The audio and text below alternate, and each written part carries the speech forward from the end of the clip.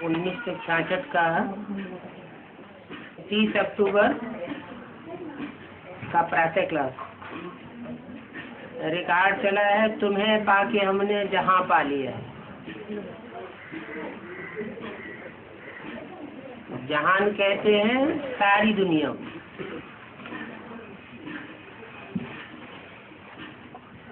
सारा जहां पा लिया है। किसको पाके? तुम्हें पाके। इसका मतलब कोई ऐसी हस्ती है जिसमें सारा जहान समाया हुआ है। गीत की अगली लाइन है, जमी तो जमी आसमा पा लिया है। उस जहान में जमीन भी है, आसमान भी है, और उस आसमान में जितने भी सितारे हैं, जितने भी ग्रह उपग्रह हैं, वो सब हमारी जानकारी में आ गए हैं। ऐसा कौन है जिसमें सारी सृष्टि समाई हुई है? ऐसा तो एक भगवान ही कहा जाता है। और उस भगवान के लिए गीतकार बोलता है कि हमने तुम्हें पा लिया है। अब जिसको भगवान ही मिल जाए उसे और क्या चाहिए? तो बोला, बाप बैठ बच्चों को समझाते हैं, क्योंकि तुम बच्चे अब धनी के बने हो। उससे ज्यादा धनी और कोई नहीं होता है। क्यों? शास्त्रों में तो बहुत भारी धनी का नाम है। बड़े से बड़े धनी का नाम है कुबेर। कहते हैं कुबेर तो बहुत धनी था, उससे बड़ा धनी न दुनिया में कोई हुआ है और न कोई होगा। तो कुबेर भी कोई दूसरा धनी होता नहीं है, वो कुबेर भी उस धनी का बनता है, तब वो कुबेर जैसा धनी कहा जाता है। उस धनवान में ही वो धनी बनाने वाला आता है, जिसे सुप्रीम सोल कहा जाता है। दुनिया जिसे भगवान गॉड फादर कहती है। बाकी जो भी मनुष्य मात्र हैं, उस धनी के अलावा जो भी मनुष्य मात्र हैं, वो सब निर्धन के हैं। एक है धनी देने वाला, इतना धन है उसके पास कि खूटता ही नहीं।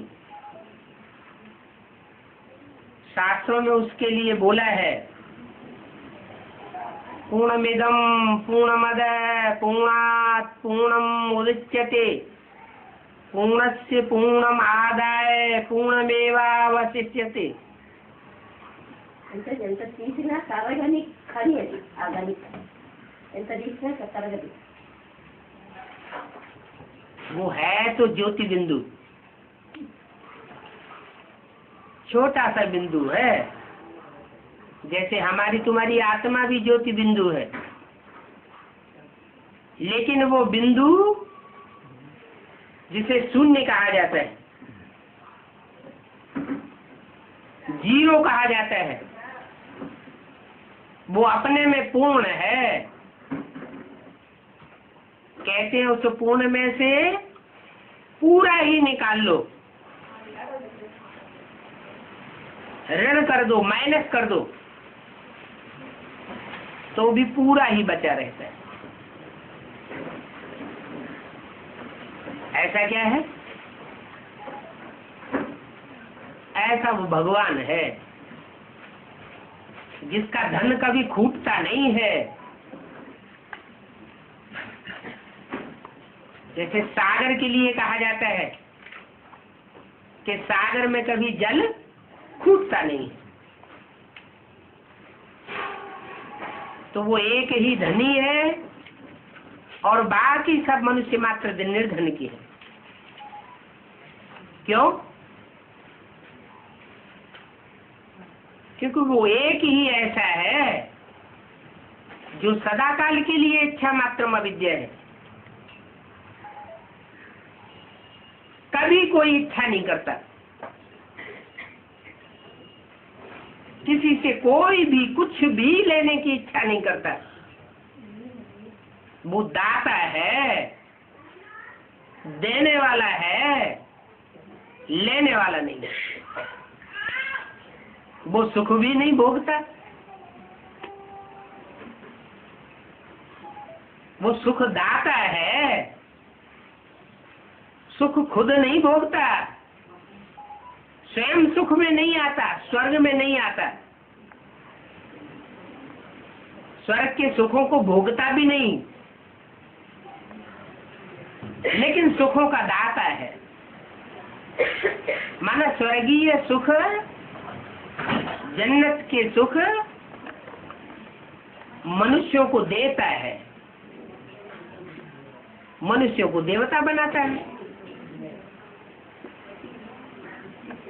घर में बच्चे आपस में लड़ते हैं तो उन बच्चों से कहा जाता है, तुम्हारा कोई धनी धोरी नहीं है क्या?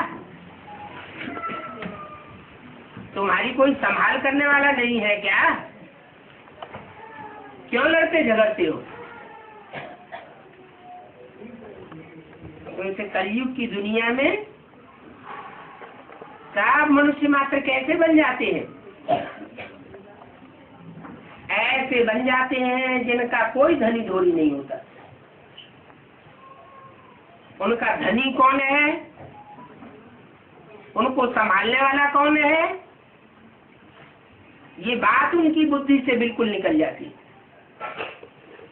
अब तो सारी दुनिया के मनुष्य मात्र लड़ते झगड़ते रहते हैं। अब माने कब? कलयुग अंत में सारी दुनिया निर्धन की हो चुकी है। किसी को अपने उस धनी का पता नहीं रहता। तब वो धनी आता है और आकर के अपना परिचय देता है। दुनिया तो ऐसी निर्धन की बनी पड़ी है जो एक दो का खून भी करते रहते हैं। इतनी लड़ाई मारा मारी करते हैं। माँ बाप भी एक दो का खून करते हैं। बाप आकर समझाते हैं, ये काम विकार तुम्हारा महाशत्रु है, इसने ही तुमको निर्धन का बनाया। जन्म जन्मांतर से काम विकार में गिरते गिरते आत्मा अपने धनी बाप को भूल गई, निर्धन की बन गई।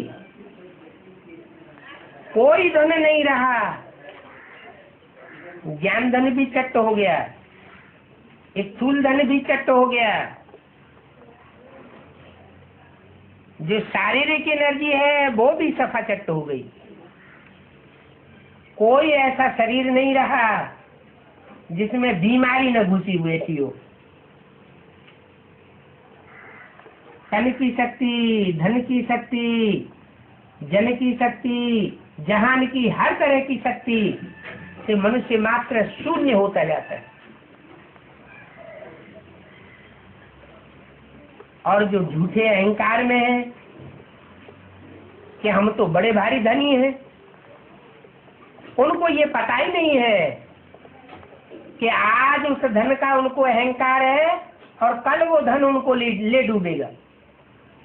ऐसी दुनिया आने वाली है। इस पतन का मूल कारण क्या बताया? काम महाशत्रु। स्त्री पुरुष दोनों एक दो पर काम कटारी चलाते हैं,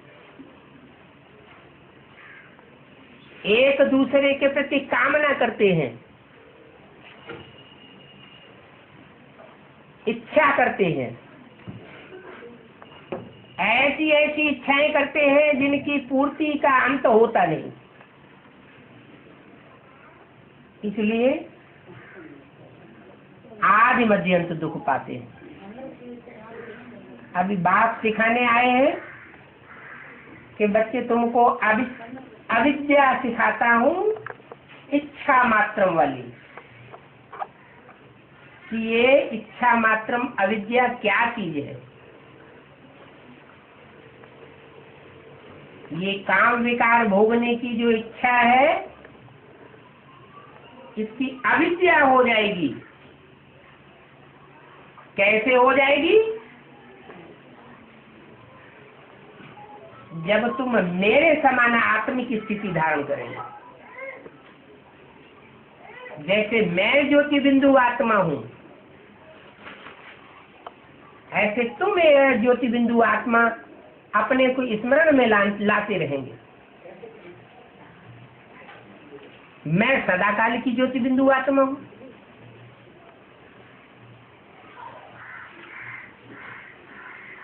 तुम भी ज्योति बिंदु आत्मा थे। जब आत्मा बने थे, संपूर्ण आत्मा बने थे, तो आत्माओं के लोक में जाकर के निवास करने लगे थे। जो मेरा धाम था वही तुम्हारा धाम था। तुम मेरे बच्चे बन गए थे। उस ऊंची स्टेज से, उस शांति धाम की स्टेज से, उस ब्रह्मलोक की स्टेज से जब तुम नीचे आए, इस सृष्टि पर आए, तो सृष्टि के 5 तत्वों ने तुमको पकड़ लिया।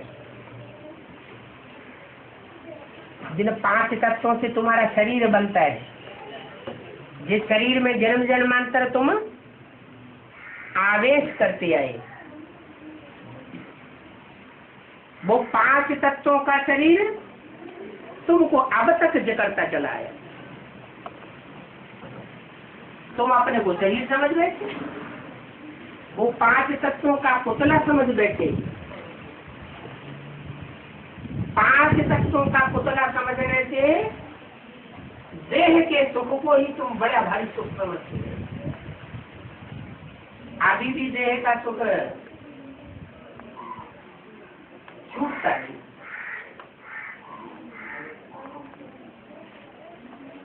इतनी भी ज्ञान की पढ़ाई पढ़ाते हैं भगवान बाप आकर के, तो भी देह का ममत्व छूटता नहीं। इस दुनिया में सबसे जास्ती प्यार किसके साथ होता है? अपनी देह के साथ। फिर देह के जो भी संबंधी हैं, नंबरवार, उन संबंधियों से प्यार होता है, उनसे सुख भोगने की इच्छा होती है, नजदीक जाने की इच्छा होती है। ये इच्छाएं क्यों होती है? क्योंकि अपन को आत्म समझना भूल गए, देह के बहाने में आ गए। अभी बाप कहते हैं ये तुम देह का सुख और देह का सुख ये कब से भोगते आए? 5000 साल तुमको हो गए। मैंने तुम्हें सुख दिया था, सुख की सृष्टि दी थी, दुख नहीं दिया था। 2500 साल के लिए, जन्म जन्मांतर के लिए तुम्हें सुख की सृष्टि बना करके दी थी। बाद में तुम देहभान में आ गए। देहभान में आए माना 5 प्रकृति के तत्वों से आकर्षित होने लगे। ये 5 प्रकृति के तत्व तुमको अपनी जकड़ में जकड़ ले गए। साथ साथ 5 विकार की भी उत्पत्ति होती है। काम, क्रोध, लोभ, मोह, अहंकार, ये 10 प्रकार की शक्तियां हैं जो देह से उत्पन्न होती है। दैहिक शक्तियां, आसुरी शक्तियां हैं। रावण के 10 सिर कहे जाते हैं। इन रावण के 10 सिरों ने तुम्हें अच्छी तरह से बांध लिया। ये रावण के दुख तुम कब से भोगते आए? मैंने तो तुम्हें सुख की शक्ति रच के न दी थी। तुम दुखी क्यों हो गए? कब से हो गए? द्वापर। द्वैतवाद जब से आया, दो बातें इस सृष्टि पर शुरू हो गई, तब से तुम दुख भोगते आए। मैं तो तुम्हें अद्वैत की दुनिया में भेजा था। अद्वैत माने देवताओं की दुनिया। देवताओं की दुनिया में शरीर के सुख भोगते भोगते तुम ऐसी स्टेज पर आ गए जहां तुम्हें द्वैत ने पकड़ लिया। एक परिवार हो, एक परिवार में एक बाप की मत पर सब बच्चे चलते हो, पूरा परिवार, चाहे बच्चे हो, चाहे बहू हो, चाहे बेटियां हो, चाहे बेटे हो, पुत्र हो, पौत्र हो, प्रपौत्र हो, वो सब एक की मत पर चल रहे हो,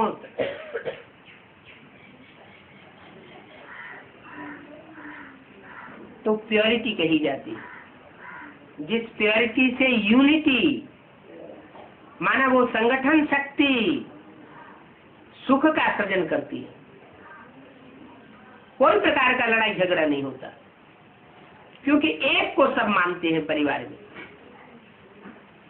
ये सारी दुनिया भी भगवान ने आकर के कभी एक कुटुंब बनाया था। सारी दुनिया को मिलाकर के एक कुटुंब, एक परिवार बनाया था, जिसकी यादगार आती है शास्त्रों में, वसुधैव कुटुंबकम। सारी वसुधा, सारी पृथ्वी हमारा कुटुंब है। मनुष्य मात्र सब उस परिवार के भांति थे, तो सब सुखी हो गए थे। फिर द्वापर युग से क्या हुआ? द्वैत शुरू हो गया। द्वैत माने दो मतें शुरू हो गई। इब्राहिम आए, उन्होंने अपनी अलग मत चला दी। क्या मैंने तुम्हें सिखाया था?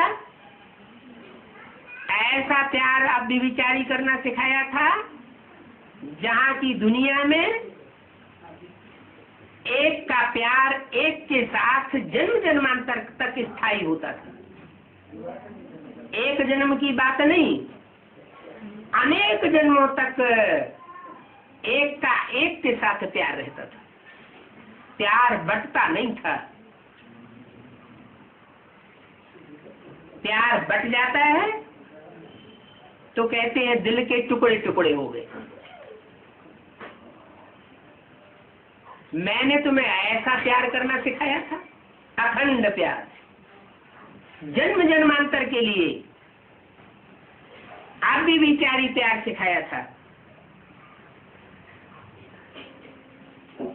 जब द्वापर शुरू होता है तो द्वैत फैलाने वाले द्वैतवादी धर्म पिताएं वो आकर के तुम्हारी बुद्धि में घोटाला डाल देते हैं। वो एक का प्यार उसको द्वापर युग से खलास होने लगता है। एक की मत पर चलते रहे तो अद्वैतवाद देवताओं का राज्य था, और दूसरे की मत पर चलना शुरू किया तो द्वैतवादी दैत्यों का राज्य आ गया। दैत्यों के राज्य में सब दैत्य बनने लगे। दैत्यों का काम होता है व्यभिचारी बनना और व्यभिचारी बनाना।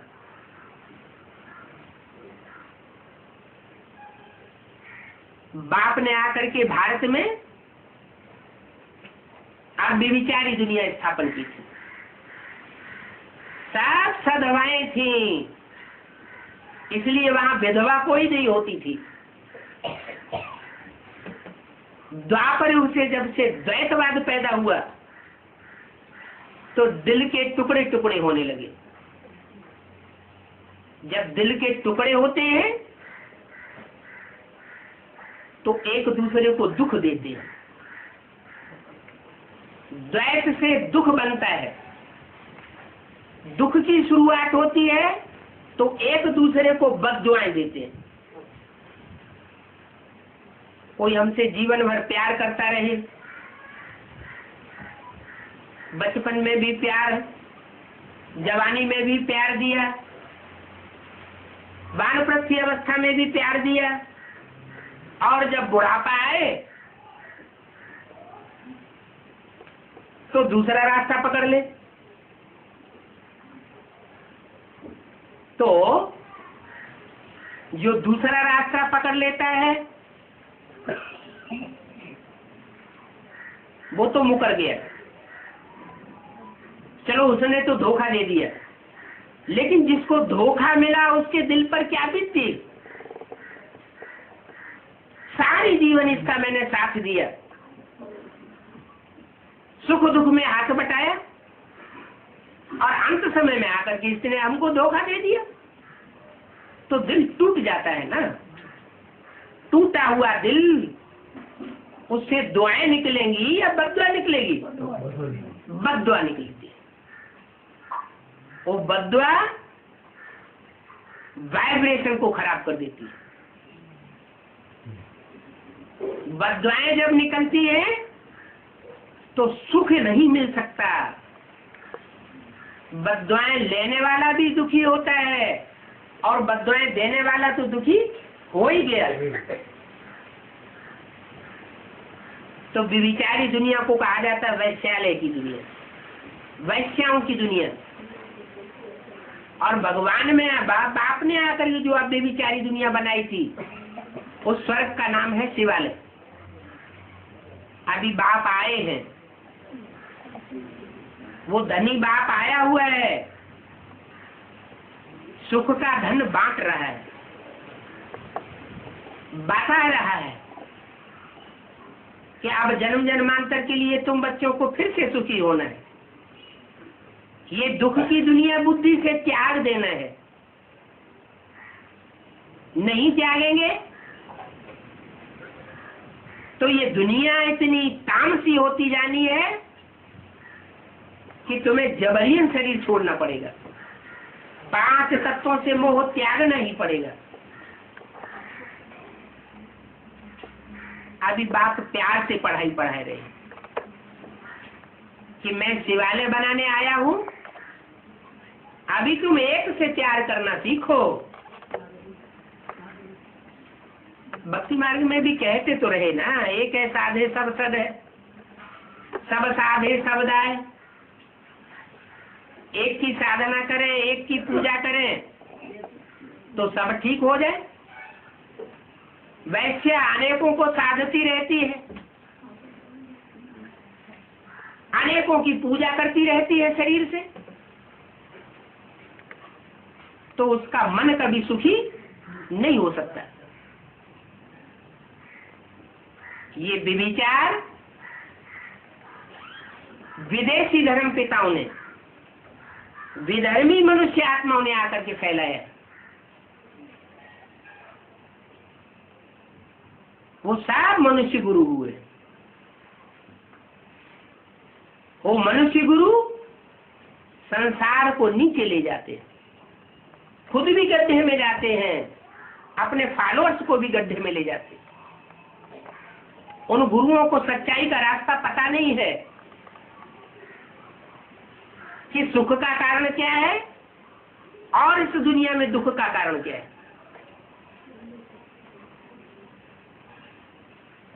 अभी तुमको पता चल गया कि शांति क्या चीज है और सुख क्या चीज है।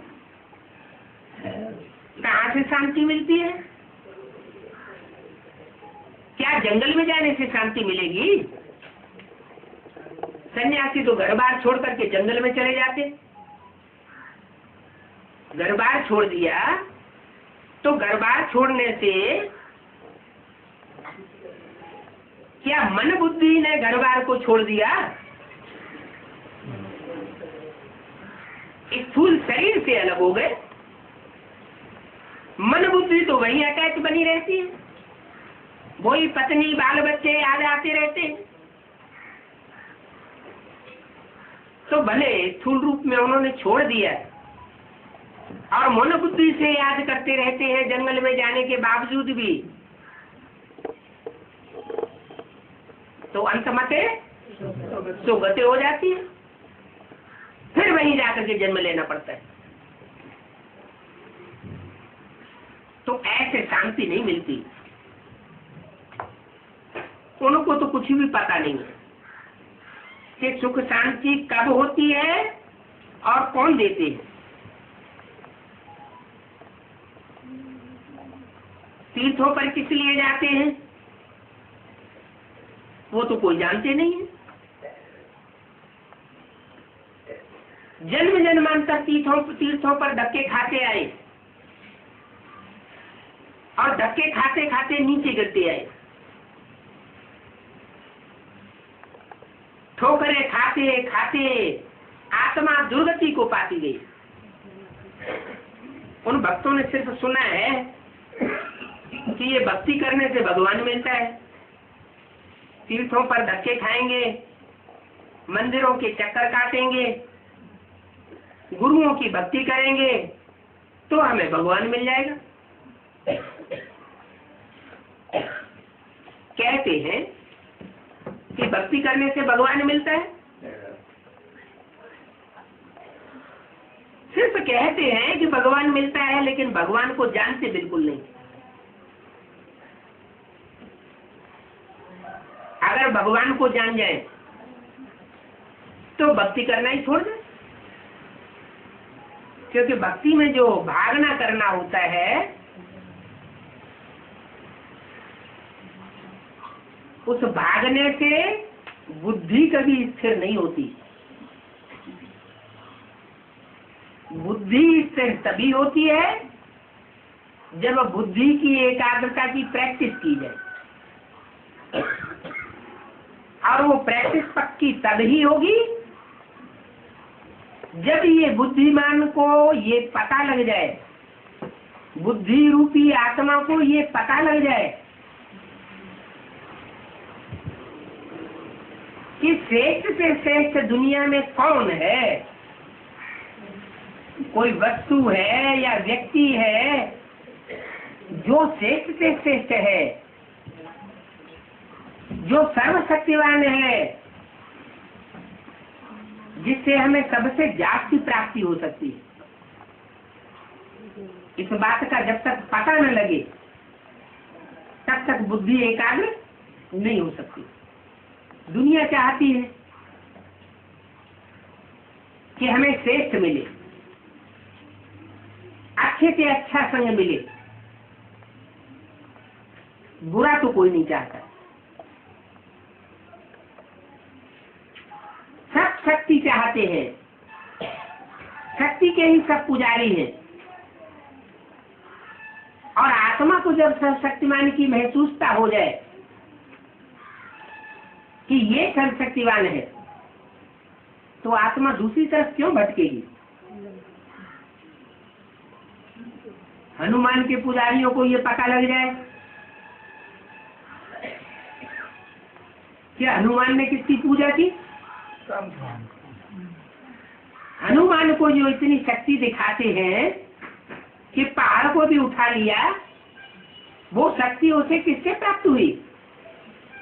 अगर ये पता लग जाए पक्के रूप में, तो हनुमान के पुजारी हनुमान को याद नहीं करेंगे, फिर राम को याद करेंगे। राम के भक्तों को जब ये पता लग जाए कि राम से भी ऊंची शक्ति कोई और है, राम स्वयं भगवान नहीं है, राम को भी राम और कृष्ण को भी कृष्ण बनाने वाला कोई और ही सुप्रीम सोल है,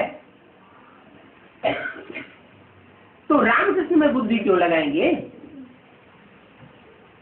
तो ऊंचे से ऊंचा जो करतार, ऊंचे से ऊंचा जो धनी हमको मिला है, ये बात अगर बुद्धि में बैठ जाती है तो बुद्धि इधर उधर क्यों भटकेगी? बुद्धि का भटकाव तब ही होता है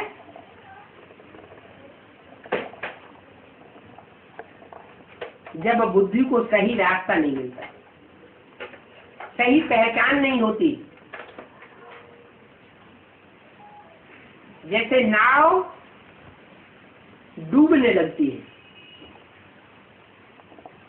नाव डूबती है और किसी को नाव के डूबने के बाद जो तिनके के सहारे जिनको जैसे मिलते हैं उन तिनकों का सहारा ले लेते हैं। जैसे चींटियां होती है ना, तो पानी बहता जाता है, कोई लकड़ी आई तो कीड़े ने उस लकड़ी का सहारा ले लिया। ऐसे ये भवसागर है, विषय सागर की दुनिया है। इस विषय सागर की दुनिया में शरीर रूपी नवैया सब की छूटने वाली है, डूबने वाली है। किसी की नवैया सदा काल इस शक्ति पर रहती नहीं है, सबको पता है। तो जब लोगों को पता चल जाए कि नैया डूबने वाली है, ये शरीर रूपी नैया डूबने वाली है, तो क्या करेगा? कोई न कोई सहारा ढूंढेगा। तो ऐसे ही इस दुनिया में सब सहारा ढूंढ रहे हैं। कोई तिनकों का सहारा पकड़ लेते हैं।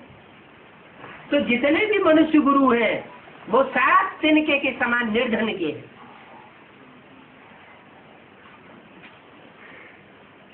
वो धनी नहीं है, वो अपने को दिखाते हैं। क्या दिखाते हैं? शिवो हम भगवान हैं, हमारी पूजा करो। लेकिन वो कोई भगवान है नहीं। भगवान को ये कहने की दरकार ही नहीं। क्या शिवो हम, कि मैं शिव हूँ, मैं इस सृष्टि का कल्याण करने वाला हूँ, मैं भगवान हूँ।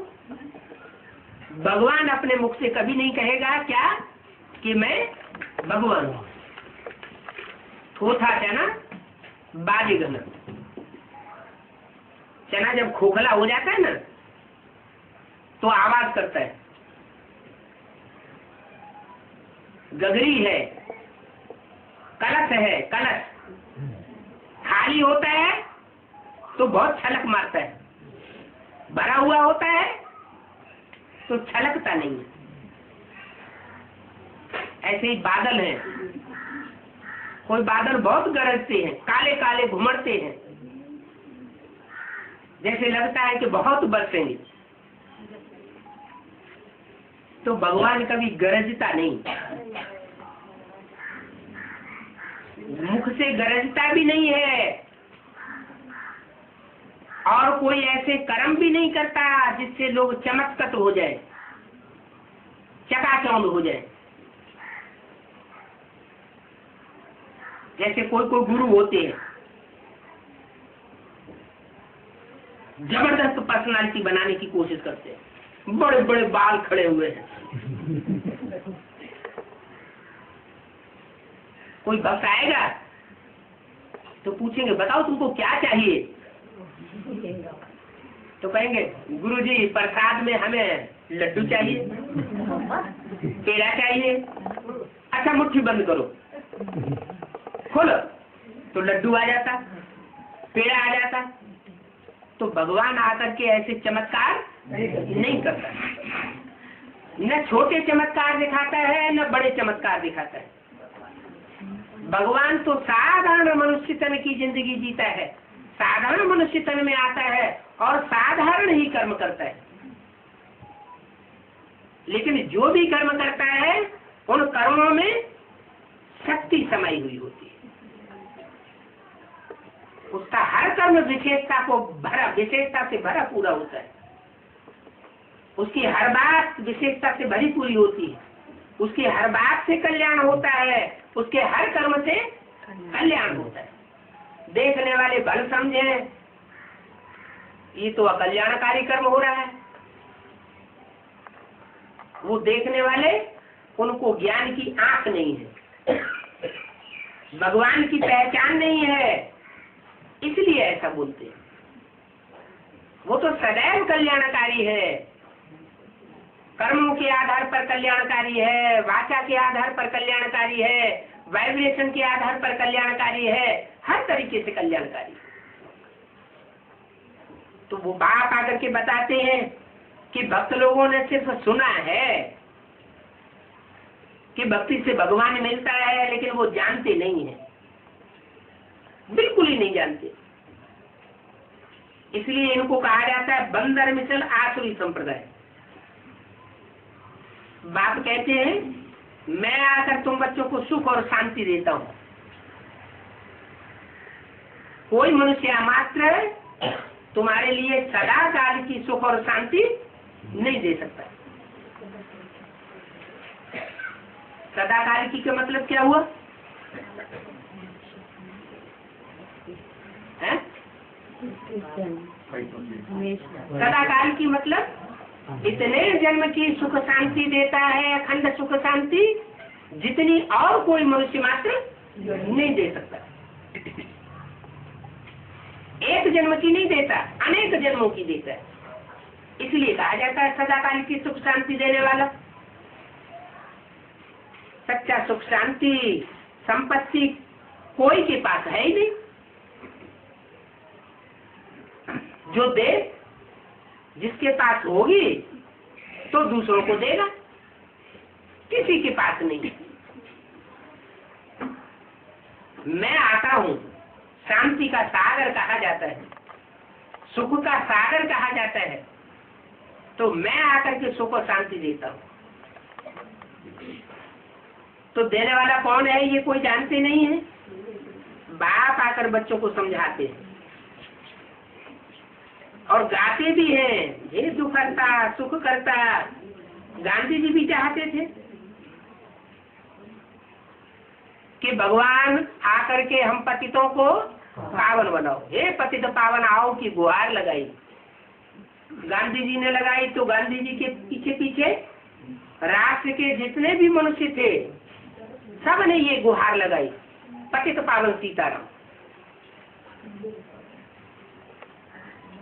लेकिन वो गुहार लगाने वाले जानते थे क्या कि वो कैसे पतितों को आकर के पावन बनाता है? गाते थे हे पतित पावन आओ, अर्थ तो उन्हें भी पता नहीं था, अर्थ का उनको पता ही नहीं। बापूजी गीता का पाठ करते थे, फिर बाद में गाते थे पतित पावन सीताराम। अरे गीता में तुम पाठ करते हो, कहते हो भगवान वाच श्री कृष्ण, तो फिर पतित पावन सीताराम क्यों कहते हैं? राधा कृष्ण क्यों नहीं कहा? कुछ भी नहीं जानते, उन्हें पता ही नहीं है कि गीता का भगवान कृष्ण होता ही नहीं। गीता का भगवान कृष्ण नहीं होता, गीता का भगवान तो वो सुप्रीम सोल बाप ही होता है। कृष्ण के अंतिम जन्म में नहीं आता है। कब आता है? न अंतिम जन्म में आता, न मध्य में आता। जब कृष्ण की आत्मा अपना अंतिम जन्म का चोला छोड़ देती है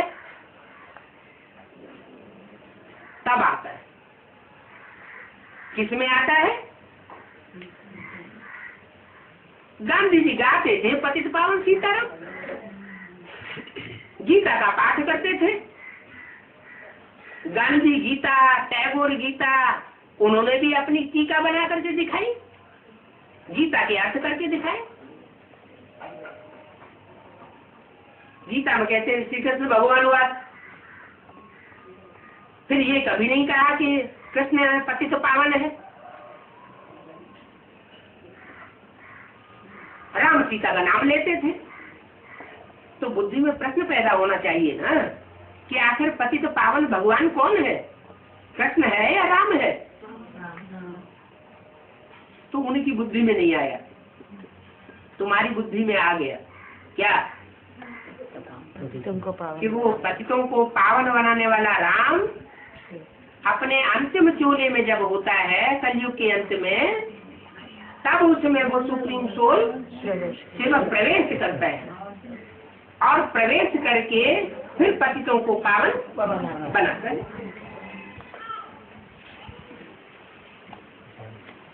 तो वो तो गाते रहते हैं, समझते कुछ भी नहीं है कि हम क्या कहते हैं और क्या गाते हैं और किसको पुकारते हैं। सीता कौन है, राम कौन है? अब एक सीता की तो बात नहीं, बाप क्या कहते हैं, तुम सब सीताएं हो, चाहे स्त्री चोले में हो और चाहे पुरुष चोले में हो, तुम सब सीताएं। वो कहते हैं रघुपति राघव राजा राम, रघुपति राम की सीता, जिसको भगवान राम भगवती सीता कहते हैं। अब देखो मनुष्य की कितनी इडियट बुद्धि बन गई। राम को भगवान कहते, सीता को भगवती कहते, ये ऐसी बुद्धि क्यों बन गई? भक्ति करते करते बुद्धि पावन बनी या पतित बनी? इस भक्ति से क्या फायदा है, क्या मिला? मिलता तो कुछ भी नहीं। ये भक्ति मार्ग की सामग्री सब ड्रामा में लोग, द्वापर से लेकर के रावण राज्य शुरू होता है। क्या फिर कोई बात कि द्वैतवाद जब शुरू होता है तो रावण राज्य शुरू होता है। रावण राज्य माने दसियों का राज्य। 10 गुरु बैठ करके अपनी अपनी भाषा सुनाते हैं, अपनी भाषणबाजी सुनाने लगते हैं। उन 10 गुरुओं में बुद्धि बिखर जाती है। द्वैतवाद से अनेकों बाद चालू हो जाते हैं। कोई की बुद्धि कहाँ भटकती है, कोई की बुद्धि कहाँ भटकती है, एकाग्रता तो आती नहीं। तो ये द्वापर से रावण राज्य शुरू होता है। मनुष्यों को ये पता ही नहीं है कि रावण की चीज क्या है। चित्र बनाते रहते हैं। अरे चित्र बनाते हैं तो पता होना चाहिए ना, ये चित्र कैसे बना दिया? मनुष्यों को पता होना चाहिए कि चित्र जरूर कोई ऐसा चरित्र करने वाला हुआ है जिसकी यादगार में ये चित्र बनाया है। तो 10 सिर का कोई आदमी हुआ क्या? 10 सिर का कोई आदमी नहीं हुआ। वो गुरु गुरु मिलकर के सब चोर चोर मौसेरे भाई हो गए, सब मिलकर के एक हो गए और भगवान ने जो बातें बनाई उन बातों का अपोजिशन करने लगे। खुद को भगवान बना करके बैठा दिया, भगवान को छुपा दिया। बाप कहते हैं अब इन गुरुओं को मारो गोली। ये रावण के जो 10 सिर हैं, ये 10 सिर रुलाने वाले हैं, तुमको दुख देने वाले हैं। रावण का अर्थ ये होता है जो लोगों को रुलाता है, उसका नाम पड़ता है रावण। रावयते लोकान, लोगों को जो रुलाता है उसका नाम पड़ता है रावण। उसके मुकाबले लोगों को जो रमण कराता है, खेल खिलाता है, खेल खेल में सुख पहुंचाता है, वो है राम। राम और रावण दोनों एक दूसरे के दुश्मन। मैं रावण में आता हूँ या राम में आता हूँ? एक सिर वाले में आता हूँ, 10 सिर वाले में मैं आता ही नहीं। राम को छोटा रूप दिखाया जाता है या रावण को छोटा रूप दिखाया जाता है? राम को छोटा रूप दिखाते हैं। और रावण को बहुत बड़ा रूप दिखाते हैं। हर साल रावण का पुतला बड़ा होता चला जाता है। कारण कुछ भी नहीं जानते। बाप बताते हैं ये भक्ति मार्ग की सारी बातें इस समय की यादगार है। भगवान बाप जब आते हैं, आकर के जब एक सच्चाई सुनाते हैं कि सत्य एक है, तो उस सत्य को ठंडा करने के लिए गुरु लोग ढेर सारे आडंबर फैलाते हैं। अपने को भगवान साबित करने के लिए बड़े बड़े प्रोग्राम करते हैं, बड़ी बड़ी सभाएं लगाते हैं और ये साबित करते हैं कि ये त्रिमूर्ति शिव नहीं है। त्रिमूर्ति शिव का प्रैक्टिकल रूप हम हैं। माना अपने अपने चेहरे बना करके 3 मूर्तियां संसार में प्रत्यक्ष करते हैं। ये फाउंडेशन डालते हैं। कहते हैं अलग से ब्रह्मा, अलग से विष्णु, अलग से शंकर कोई नहीं होता। हम ही ब्रह्मा है, हम ही विष्णु है, हम ही शंकर, ब्रह्मास्मि। बाप कहते हैं ठीक है, आत्मा ब्रह्मा नंबरवार ही तो बनेगी। आत्मा विष्णु बन करके नंबरवार ही पालना करेगी। शंकर बन करके नंबरवार ही विनाश करेगी। एक जैसी स्थापना, पालना और विनाश हर मनुष्य आत्मा नहीं कर सकती। जो अव्वल नंबर है ब्रह्मा, अव्वल नंबर है विष्णु, अव्वल नंबर है शंकर, उस पार्थ को वो पार्थधारी बनाना मेरा काम है। तुम आपस में एक दूसरे को ये बना नहीं सकते। कौन नहीं बना सकते? मनुष्य गुरु। मनुष्य गुरु खुद ही दुख देने वाले हैं, तो सुख की सृष्टि रचने वाले त्रिमूर्ति शिव कैसे बन सकते? अभी मैं आया हुआ बताता हूँ कि रावण कौन है और राम कौन है। छोटे छोटे बच्चे हैं, बेटे को पढ़ाई पढ़ते हैं, तो वो तो यही समझ लेते हैं कि हमारे अंदर जो 5 विकार हैं वो ही रावण है। काम, क्रोध, लोभ, मोह, अहंकार, हमारे अंदर 5 विकार हैं। हमारे अंदर के 5 विकार और स्त्री चोले के अंदर के 5 विकार, ये 10 सिर रावण के। लेकिन नहीं, अगर हमारे अंदर की सूक्ष्म चीज ही रावण है तो ये चित्र कैसे बन गया? चित्र किस बात की यादगार? जरूर कोई ने चरित्र बजाया है। जिन्होंने ये चरित्र बनाया है, बजाया है, उनकी यादगार में ये चित्र बना है रावण का। जैसे सन्मुख का चित्र बनाते हैं, 6 मुख वाला देवता, कार्तिकेय दिखाते हैं उसको। क्या नाम कर दिया? टिक टिक बहुत करता। जितने भी धर्म पिताएं आए उनमें सबसे जाती बड़ी टिक टिक करने वाला कौन हुआ? जरूर पहला नंबर हुआ। इब्राहिम आता है तो ज्ञान की टिक टिक करना शुरू कर देता। उसके बाद जितने भी धर्म पिता है सब ने अपनी अपनी टिक टिक टिक टिक टिक टिक करना शुरू कर दी। बाप कहते हैं अब ये टिक टिक करना बंद करो। क्या?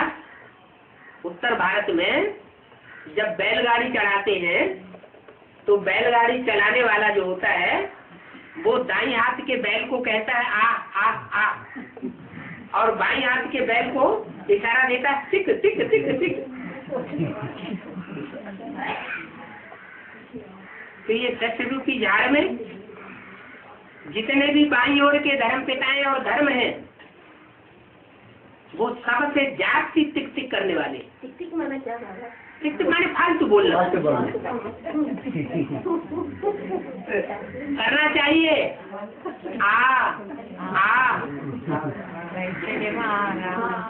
भगवान को बुलाए, अपनी टिक टिक क्यों करना? जब जानते ही नहीं तो लोगों को असलियत क्यों बताते?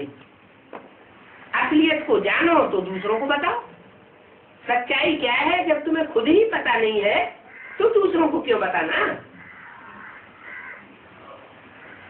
तो बाप कहते हैं मनुष्य बिल्कुल नहीं जानते। आज से 5000 वर्ष पहले भारत को स्वर्ग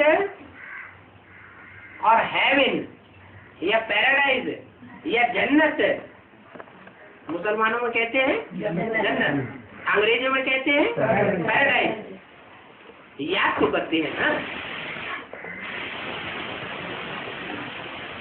तो याद करते हैं तो जरूर कभी जन्नत रही होगी, पैराडाइज बना होगा, स्वर्ग बना होगा। वो स्वर्ग अभी मैं बनाने के लिए आया हुआ हूँ। बरोबर इन लक्ष्मी नारायण का राज्य था। किन लक्ष्मी नारायण का? बाबा इशारा करते थे चित्र की तरफ। ये जो लक्ष्मी नारायण है इन लक्ष्मी नारायण का राज्य था। इसलिए कहा कि लक्ष्मी नारायण के फीचर्स कभी चेंज नहीं करने चाहिए। चित्र बनाते हैं ना लक्ष्मी नारायण का, तो उसमें जो चेहरा मोहरा दिखाते हैं वो कभी चेंज नहीं करना चाहिए। लेकिन फिर बाद में क्या हुआ है? जो भी आए बनाने वाले उन्होंने वो अपने अपने तरीके से उनका मुखड़ा चेंज कर दिया। सेकंड नारायण आता है तो वो अपना मुखड़ा अपना इजाद करता है, वो अपने को साबित कर देता है हम लक्ष्मी नारायण। तीसरा नारायण आएगा वो तीसरे तरह का फीचर बना देता है। चौथा नारायण आया वो अपने तरह का फीचर बना देता है। क्यों? तो जितने भी कम कला वाले नारायण हैं संगम युग में आकर के पार्ट बजाते हैं वो अपने अपने तरीके के फीचर्स वाले लक्ष्मी नारायण के चित्र बना देते हैं। बाप कहते हैं ये सब अधूरे हैं। क्या भक्ति मार्ग में एक लक्ष्मी नारायण का गायन होता है, पूजन होता है, या अनेकों लक्ष्मी नारायण का पूजन होता है? एक लक्ष्मी नारायण का पूजन होता है। अनेकों फीचर से नहीं पूजे जाते हैं। जो 16 कला संपूर्ण होते हैं उन्हीं का पूजन होता है। बाकी जो दूसरे तीसरे चौथे या 5वें या 8वें जन्म में जो लक्ष्मी नारायण बनेंगे सतयुग में उनकी पूजा नहीं होती, उनको कोई जानता भी नहीं। सिर्फ सप्तऋषियों के रूप में उनका गायन है। क्या? सप्तऋषियों के रूप में उनका गायन है, उनका पूजन नहीं होता। फर्स्ट लक्ष्मी नारायण का गायन और पूजन है। तो बाप हमें वो अधूरा बनने का लक्ष्य नहीं देते, क्योंकि अधूरा लक्ष्मी नारायण अगर बना के जाएगा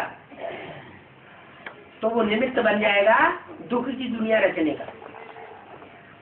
वो तो 16 कला संपूर्ण लक्ष्मी नारायण बना करके जाता है। जो मनमत पर चल पड़ते हैं या दूसरे मनुष्यों की मत पर चल पड़ते हैं वो फिर अधूरे लक्ष्मी नारायण बनते हैं। तो अधूरापन जो है वो सदैव द्वैत फैलाता है। जो संपूर्णता है वो अद्वैत बनाती है। इन लक्ष्मी नारायण को भगवान भगवती कहा जाता है। इन लक्ष्मी नारायण तो उन्होंने लक्ष्मी नारायण के जो चित्र बनाए हैं मनुष्य गुरुओं ने अलग अलग फीचर्स वाले, उनको भगवान भगवती नहीं कहा जाता।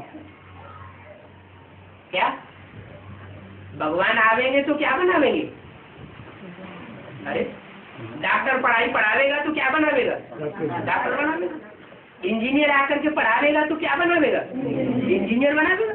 तो भगवान आकर के क्या बनावेगा? भगवान भगवती आकर बनाता है।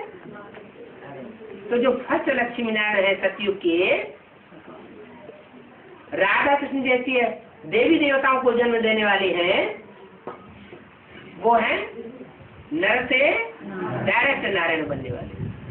भगवान और भगवती का टाइटल सिर्फ उनको मिलता है, और भगवान भगवती का टाइटल किसी को, किसी नारायण को नहीं मिलता है।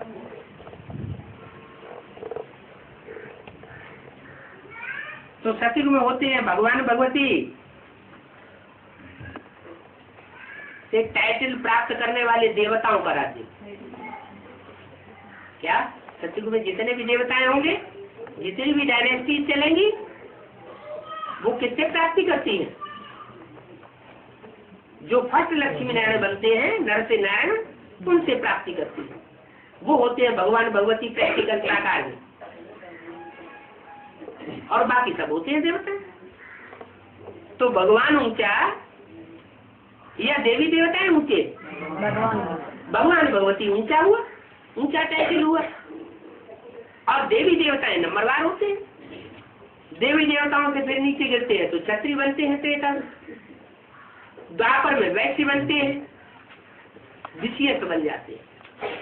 विषयक माने विकारी, क्या विपरीत कर्म करने वाले, कारी माने कर्म, कर्म करने वाला, और वे माने विपरीत। भगवान ने जो कर्म सिखाया था उस कर्म के विपरीत आचरण करने वाले बन जाते हैं, तो कहा जाता है द्वापर से बन गए विकारी।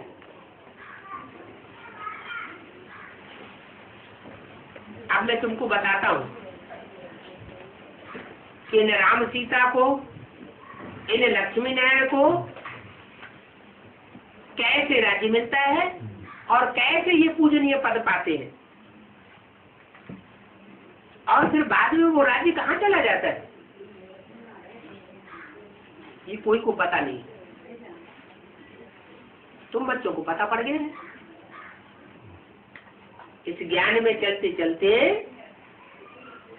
जब हम श्रीमत से तिरक जाते हैं, नीचे गिरते हैं, मनमत पर चलने लग पड़ते हैं, तो हम नीचे गिरने की शूटिंग करते हैं। और जब जब हम श्रीमत पर चलते हैं, तब तब हमारी चढ़ती कला की शूटिंग होती है।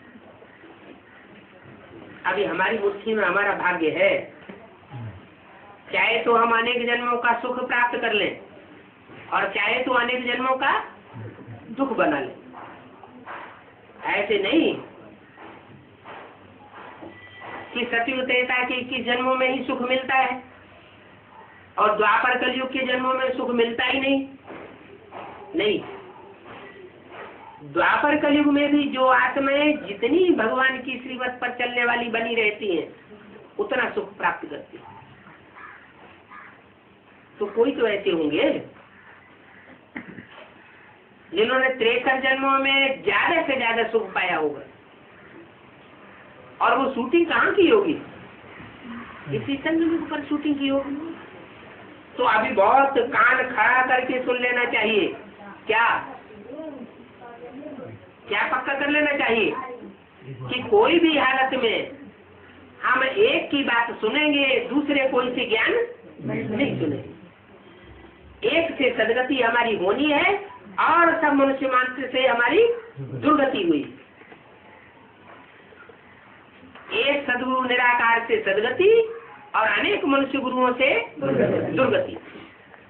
2500 साल से भी होती आई, और अभी संगम युग में भी इसकी शूटिंग हो रही।